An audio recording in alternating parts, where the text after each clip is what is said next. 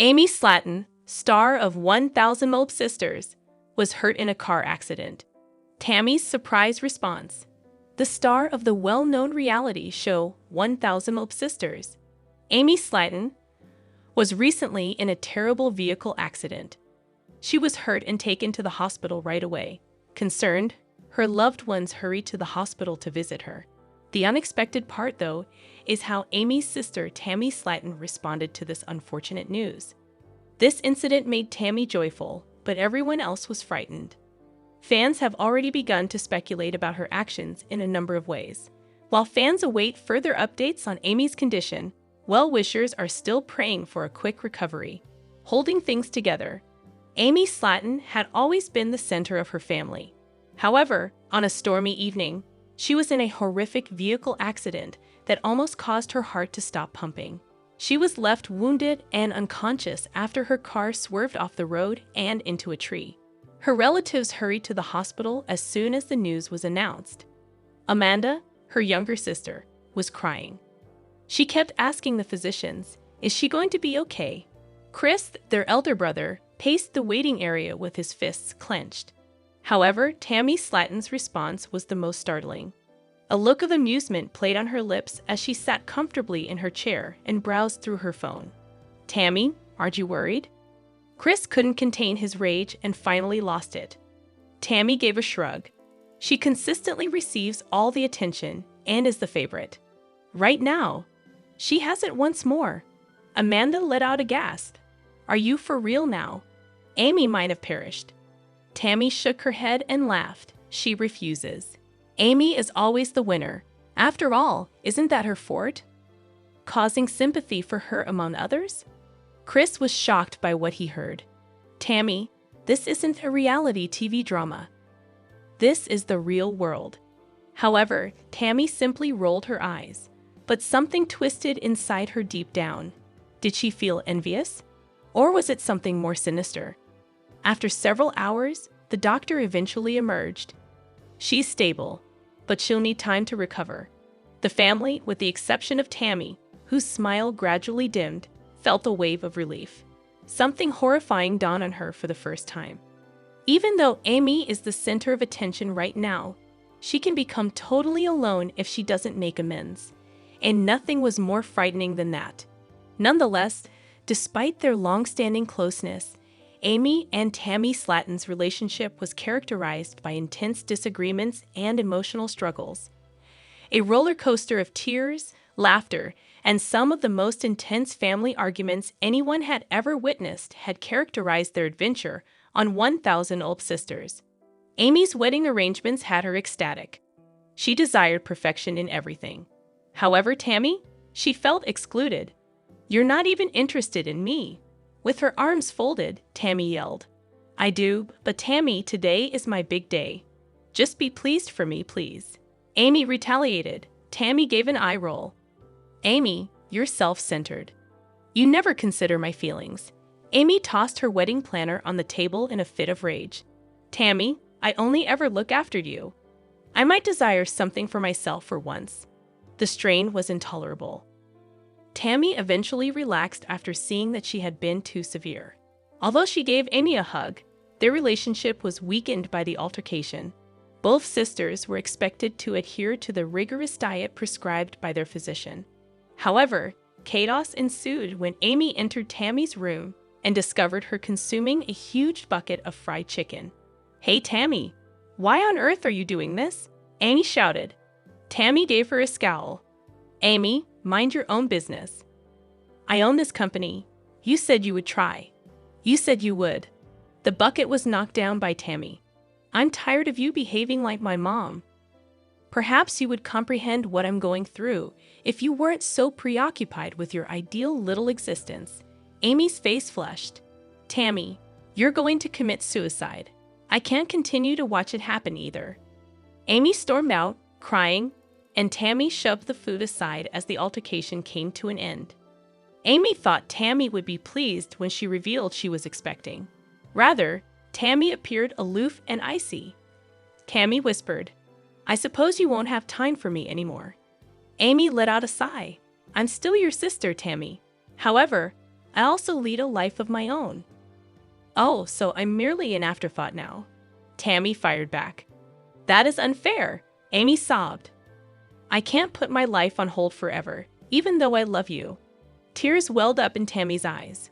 Although she felt abandoned, she secretly knew Amy was correct. She needed to be accountable for her own life. The Slaton sisters never failed to reconcile despite their arguments. Despite its messiness, their love was unbreakable, and they were certain that they would always be sisters first, regardless of how many conflicts they encountered.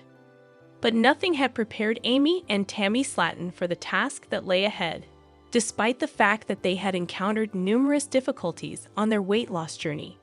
The sisters thought that they were finally making headway after years of personal struggles, surgery, and dieting. But they were about to face a new challenge that would test their physical and emotional boundaries. To demonstrate their long-term dedication to health, their doctor once delivered the startling news that they needed to finish a 5K charity walk in 6 months. Amy was first thrilled, but Tammy was incensed. Are they insane? I can hardly make it to the kitchen without experiencing dyspnea, she exclaimed. Amy did everything she could to encourage her sister. In the hopes that Tammy might join her, she began to walk short distances each morning. However, Tammy declined. She was terrified of failure, of being stared at, and, above all, of change. Weeks passed, and Amy continued to go forward. Every time Tammy made a few extra steps, she would applaud her.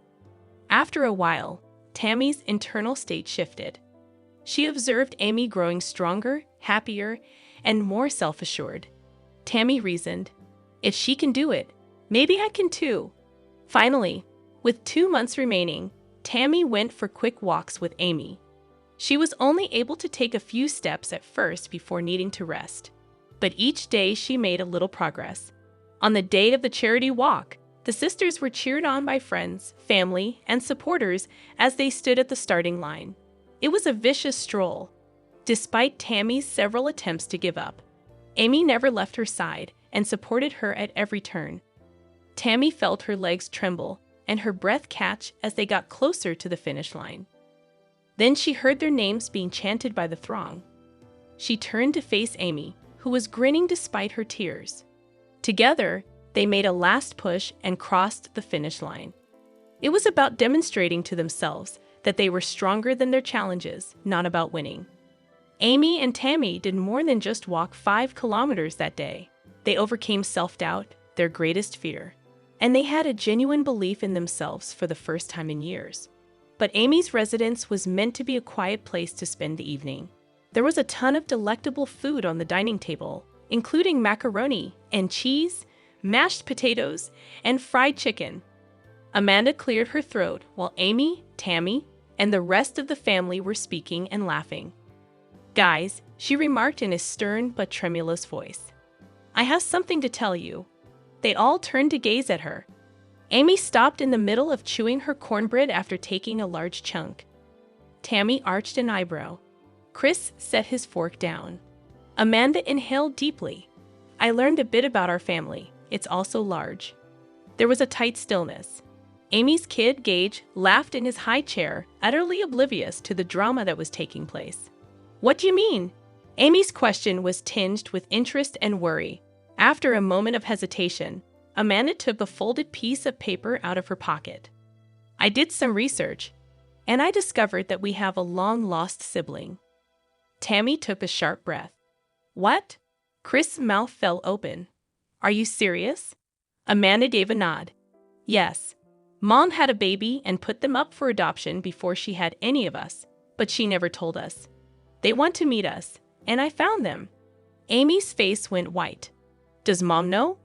I don't think so, Amanda said. I wanted to tell you all first before bringing it up to her. Tammy folded her arms. So, is there another sibling out there? And we were unaware of it? Incredulous, Chris shook his head. This is crazy. Amy inhaled deeply. I'm not sure how Mom will respond, but I believe we should discuss it with her. Amanda gave a nod. I concur, but we should support one another no matter what. For a while, the family sat in silence as they processed the startling information. What had begun as a typical family supper had devolved into an unanticipated emotional roller coaster. One thing was certain, though. Everything was going to alter with this bombshell. But Tammy Slaton never thought she would find herself in this situation. Homeless and without a place to go.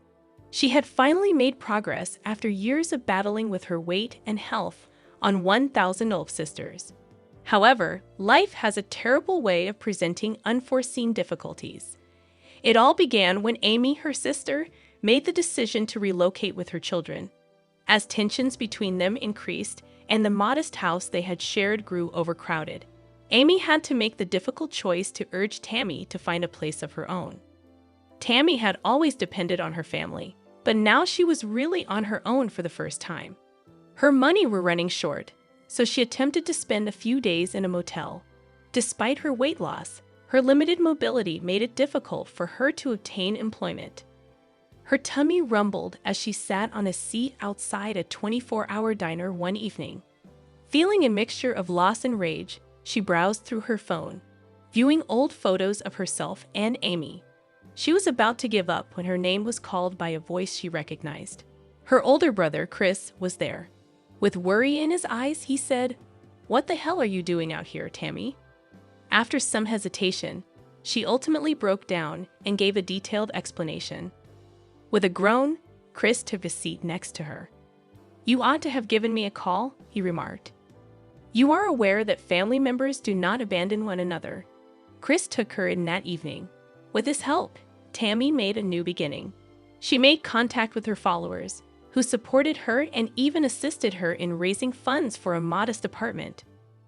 When she discovered a local support group for individuals pursuing weight loss, she felt hopeful for the first time in a long time.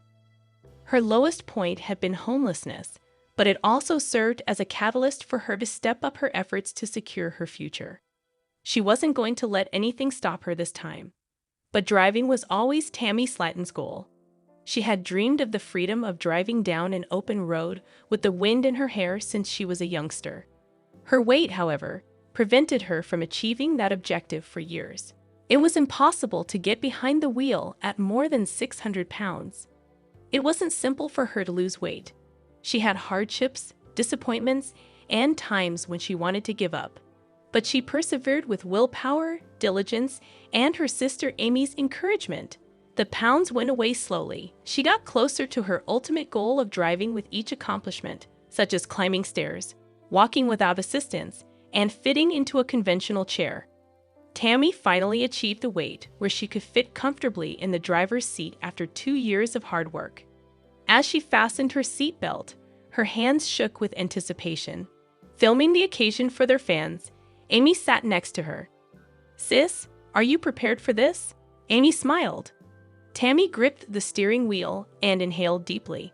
"I was prepared from birth." The automobile rolled ahead as she stepped on the throttle. It was freedom, not only a drive. She was crying not simply because she was happy, but also because she had finally taken charge of her life. Tammy was no longer merely a bystander. Both practically and figuratively, she was in control. Greetings and welcome to my channel, dear viewers. I hope you're having a great day. I'm Minna. Remember to subscribe to the channel if you enjoy the video.